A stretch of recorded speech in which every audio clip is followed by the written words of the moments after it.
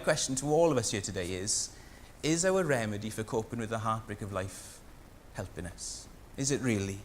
Because as we try and deal with it today, and as you deal with it in your life as well, where do you turn? There's lots of places we can turn. An easy one, an obvious one, is busyness. We just keep our mind going. Don't give you time to think about it. But there's times where things will catch up with you. A time where you'll have to stop. So busyness doesn't work. What about just yourself? Just keep yourself shut in. Don't share with anyone. Put a mask on. Carry on. Pretend. Well, again, that might help some people, but you know inside you're still hurting. And it's crushing. Maybe just escape into TV, entertainment, just shopping, whatever it is, just to try and take away the pain. But again, the film ends, doesn't it? Or the shopping bill comes, the credit card bill comes. The comfort isn't there. Well, friends are great comfort at this time. That's why we're so appreciative of you being here today. But there's a time where friends will have to leave and you're left alone. So how do we deal with the pain and the heartache? How do we deal with it? How do we cope with it? Because sometimes we try and ignore it, don't we, if we're honest? The pain that we face in life, we just try and push to the side. We try and pretend it's not there. This is a problem. This is a pain that we deal with. How do we deal with it? Where do you talk? Where do you turn? Where do you turn for honest talking? Not pretending this hasn't happened, but where do we turn? Well, as Phil read that passage in John's Gospel, that's where we as a family find our hope, and we pray that you'll come to know it too. Because it comes in Jesus. He's our hope. He's the one who is the straight talker, who doesn't pretend like there's no pain, but deals with the pain, helps us with it. And Jesus' reaction to the funeral he went to with his dear friend Lazarus helps us right in the heart of our pain today. And I just want to give 4 very brief reasons why Jesus can help us in our grief. Whatever your grief is today, whatever your pain, whatever your heartache, Jesus can help us. How? First reason is this, because Jesus explains the pain. He explains the pain.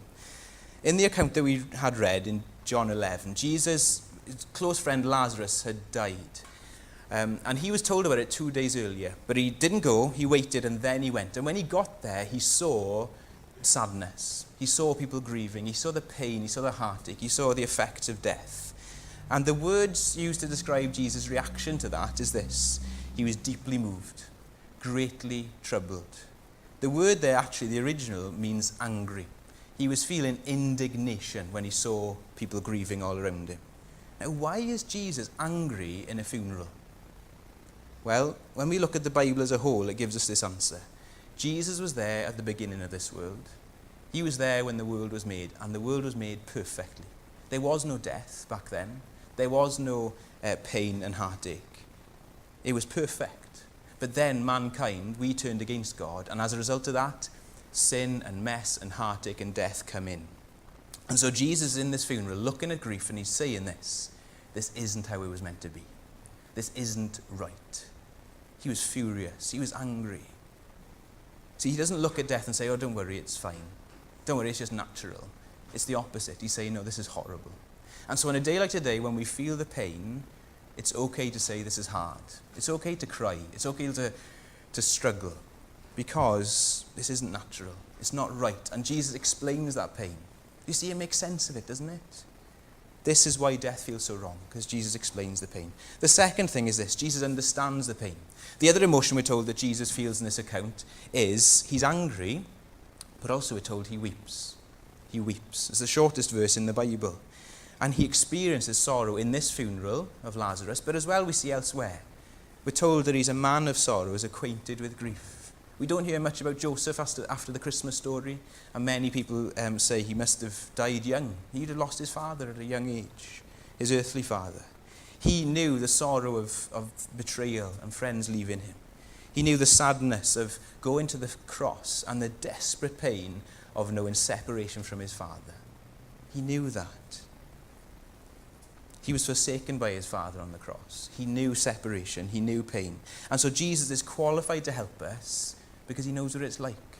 So he explains the pain. He understands the pain. But as well, he gives hope in the pain. He doesn't just leave it there. He doesn't just say, I get it, and I explain it. But he gives us hope. Jesus hears about Lazarus' illness 2 days before, and he doesn't go. He holds off 2 days, then he goes. And when he gets there, both sisters come out and say to him, Jesus, this is your fault. If you'd have been here earlier, you could have stopped this happening. But you see, we know the end of the story, don't we? We know in all the confusion, Jesus had a purpose greater than the sisters realized. We know he brought Lazarus back from the dead. So he had a greater purpose for the pain and suffering in his friend's life than they realized at the time.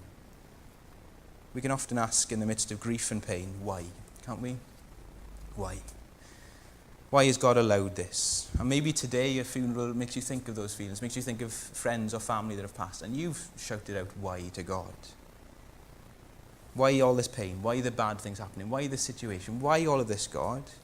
And because of that, we can just write off God and say, I don't want God in my life if this has happened. Have you done that? Have you turned to God and said, why? Have you pushed him out of your life because there's too many questions? But the problem is this. If we push God out of our life, do we realize we've still got the why? Haven't we? We're still asking why. But if you push God out, there's absolutely no hope of an answer. But when we bring God into our suffering, it's then that there's hope that he might have a purpose bigger than we can see, bigger than we realize. If you bring God into your life, you can have hope in the pain that he is doing something bigger than we realize. So there's two options. We can face pain with hope or without hope. And Jesus, when we bring him into our life, gives us hope in the pain. The last thing is this. So he explains the pain, he understands the pain, he gives hope in the pain, and the last thing is Jesus answers the pain. Jesus said to her, and these are the famous words, I am the resurrection and the life. Whoever believes in me, though he die, yet he shall live. Jesus walks over to the tomb of Lazarus. Everybody's just thinking, what is he doing? And he speaks, and Lazarus comes back to life. Here is somebody who has the power with words to reverse the thing that we all fear. What a man. Perhaps today it makes you think about your own mortality. It's where the rubber hits the road, isn't it, a day like today? Who can help us as we face the reality that one day it'll be our funeral? Who can help us? Here is someone who has power over death. Here is someone who is saying, I can help you in the face of death and you don't need to worry about it because I'm bigger than it.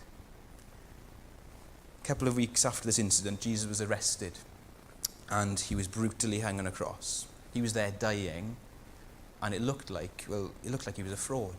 Hang on, Jesus, a few weeks ago you were saying you were the resurrection and the life and now you're dying. What's going on?